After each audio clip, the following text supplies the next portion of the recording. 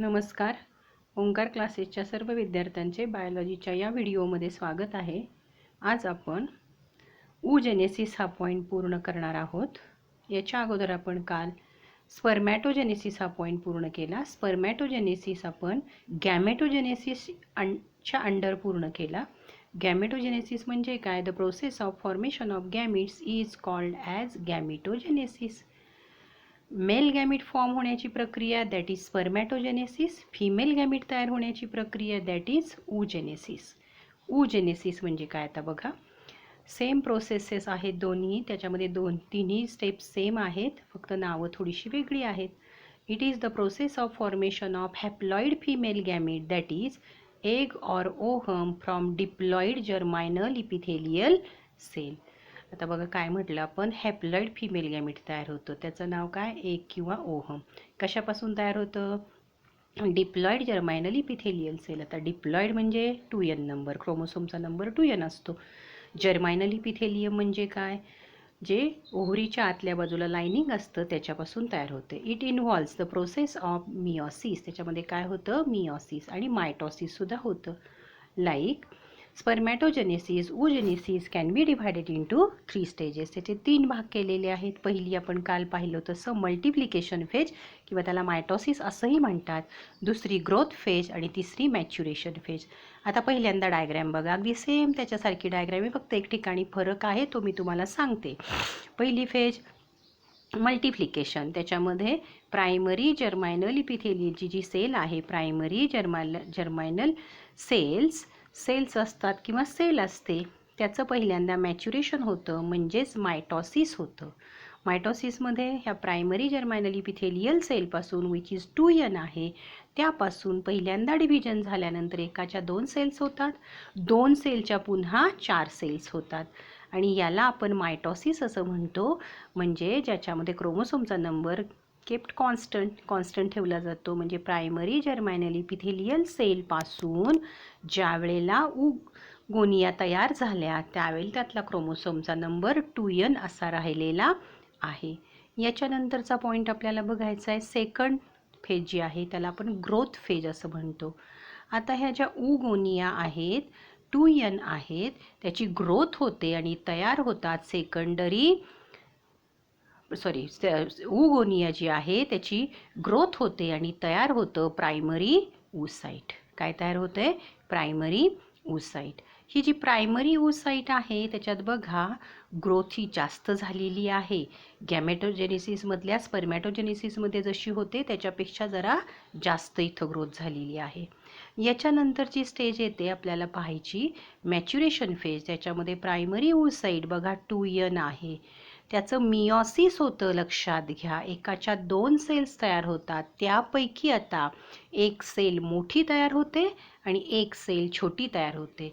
The cell which is larger that is called secondary oocyte which is n म्हणजे haploid, and the cell which is smaller that is first polar body that is also haploid. म्हणजे 2 haploid sale तयार झाल्या, 2 सारख्या तयार झाल्या नाही. Secondary oocyte मोठी तयार झाली आणि पोलार बॉडी छोटी तयार झाली.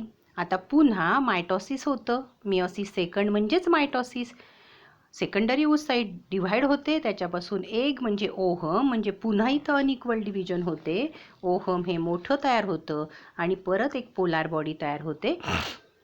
नंतर फर्स्ट पोलार बॉडीचं डिव्हिजन होतं आणि त्याच्यापासून पुन्हा फर्स्ट पोलार बॉडीचं डिव्हिजन झाल्यावर पुन्हा मिओसिस होतं आणि 2 पोलार बॉडी तयार होतात. म्हणजे at the end of meiosis of oogenesis 3 polar bodies are formed and only 1 ovum or egg is form. हे लक्षात घ्या.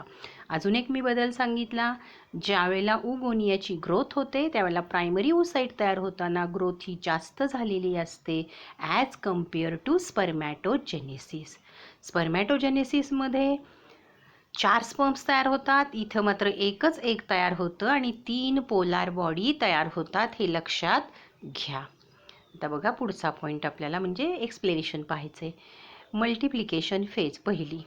In this stage the primary germinal cells म्हणजे काय म्हटले? PGCS. यस का म्हटलं? मी मगाशी तुम्हाला सांगितलं डायग्रॅममध्ये एक सेल दाखवली, एकापेक्षा जास्त सेलचं पण डिव्हिजन होऊ शकतं.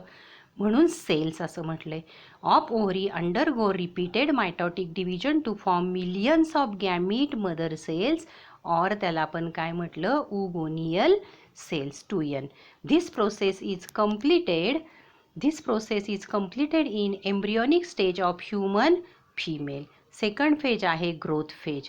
Some of the oogonia stop division and begun to increase in size and form primary oocyte. इथे ग्रोथ फेजमध्ये त्याचा आकार वाढतो जास्त. Cellular organelles like endoplasmic reticulum, Golgi apparatus and mitochondria increase in number. नंतर आहे maturation phase. oogenesis takes place in the ovaries. The process is initiated prior to the birth of the female baby. आपण structure of ओव्हरीमध्ये हे पाहिलं होतं. Female बेबीच्या बर्थपूर्वी हे तयार होतात. The primary oocyte enter the maturation phase which include meiotic division, meiosis first and meiosis second.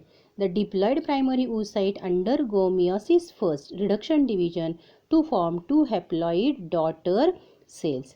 This division is peculiar in females as both the daughter cells are with haploid number of chromosome, that is 23 chromosome, कारण 46 2n number आहे. But due to unequal division of cytoplasm of two daughter cells produced, one is larger and called आपण त्याला काय म्हणतोय बघा, जी मोठी तयार होते त्याला आपण म्हणतो, मोठी आहे त्याला म्हटलेलं आहे one is larger. The unequal division of the two daughter cell produced one is large and is called secondary oocyte and another is small and called first polar body. Normally the first polar body does not enter meiosis second. The secondary oocyte proceed meiosis second. म्हणजे secondary oocyteमध्येच फक्त काय होतं, meiosis second होतं. Only up to metaphase second its division is further stopped at or arrested at this stage. या स्टेजला त्याची development थांबते, पुढची प्रोसेस इथं होत नाही. आफ्टर फर्टिलायझेशन ती प्रोसेस होते. The secondary oocyte is said from Graafian follicle and ovary. The restart and completion of meiosis second will happen only with entry of sperm, म्हणजे फर्टिलायझेशन झाल्यानंतर. This last phase is usually completed in ampulla of fallopian tube. Ampulla हा fallopian ट्यूबचा भाग आहे. At the end of fertilization in this division also the two unequal daughter cells are formed. The large cell is ovum and the small cell is second polar body. The ovum so form function as female gamete. इथं तयार झालेलं काय आहे, female गॅमीट तयार झालेलं आपण पाहिलं. याच्यानंतर आपण पाहतोय and is ready for fertilisation. Completion of the meiosis second and completion of fertilisation go hand in hand. म्हणजे ज्यावेळेला फर्टिलायझेशनची प्रोसेस होते तेव्हाच मियोसिस सेकंड होतं. If the secondary oocyte does not receive the sperm it is shed off along menstruation. जर fertilisation झालं नाही तर हे एक मेन्स्ट्रुअल सायकलमध्ये शरीराच्या बाहेर टाकलं जातं. आता स्ट्रक्चर ऑफ सेकंडरी oocyte आपल्याला पाहायचं आहे. हे स्ट्रक्चरमध्ये आपण आता अनफर्टिलाइज एगची डायग्रॅम बघतोय किंवा ओव्हमची डायग्रॅम बघतोय. त्याच्यामध्ये सुरुवातीपासून बघत चला. इथं जर्मिनल व्हेसिकल म्हटलंय, ते म्हणजे साधारण न्यूक्लियस. त्याच्यानंतर आहे फर्स्ट पोलार बॉडी शेजारी दिसते, तर याच्या भोवती असणार आहे सायटोप्लाझम. त्याच्या भोवती जे पहिलं आवरण आहे त्याला आपण व्हायटेलाइन मेम्ब्रेन असं म्हणतो. व्हायटेलाइन मेम्ब्रेन हे डबल लेअर्ड असतं, म्हणून त्याच्या दोन लेअरच्या मधली जागा पेरीव्हायटिलाइन मेम्ब्रेन. त्याच्यावरचं जे आवरण असतं त्याला झोना पेल्युसिडा म्हणतात आणि झोना पेल्युसिडा नंतरचा जो लेअर असतो त्याला कोरोना रॅडिएटा असं म्हणतात. बघा परत मी एकदा सांगते. न्यूक्लियस म्हणजे जर्मिनल व्हेसिकल, त्याच्या भोवती असणार सायटोप्लाझम, त्याच्या भोवती आहे पहिलं मेम्ब्रेन व्हायटेलाइन मेम्ब्रेन, त्याच्यानंतर पेरीव्हायटेलाइन स्पेस आपल्याला दाखवलेली आहे, नंतर झोना पेल्युसिडा आणि कोरोना रॅडिएटा असे 3 लेयर्स आपण बघतो. In human unfertilized egg when ovulated that is released from the ovary is actually secondary oocyte. ही सेकंडरी oocyte असते कारण ग्रोथ तिथं थांबवलेली असते. इट इज नॉन क्लिडॉइक म्हणजेच विदाऊट शेल, त्याच्यावरती आवरण नसतं, शेल नसतं. जसं हेंच्या एगमध्ये तुम्ही शेल बघता तसं नसतं. अँड मायक्रोलेसिथल शब्दाचा अर्थ काय, योक कमी प्रमाणात असतो. योक हा कमी प्रमाणात असतो.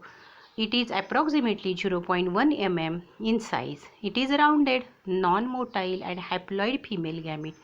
The nucleus of the egg appears large and is called germinal vesicle. The typical nucleus or pronucleus is formed at the time of fertilization. म्हणजे पहिल्यांदा जो न्यूक्लियस आहे तो जर्मायनल व्हेसिकलच्या स्वरूपात असतो. त्याचा प्रॉपर न्यूक्लियस कधी तयार होतो? फर्टिलायझेशनच्या वेळेला. The cytoplasm of the egg is called ooप्लाझम.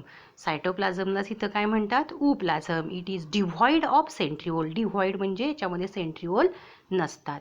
The egg is surrounded by various covering. The egg membrane is called vitelline membrane. It secretes non-cellular glycoproteinous membrane, त्याला झोना पेलुसिडा म्हणतो आपण, on outside.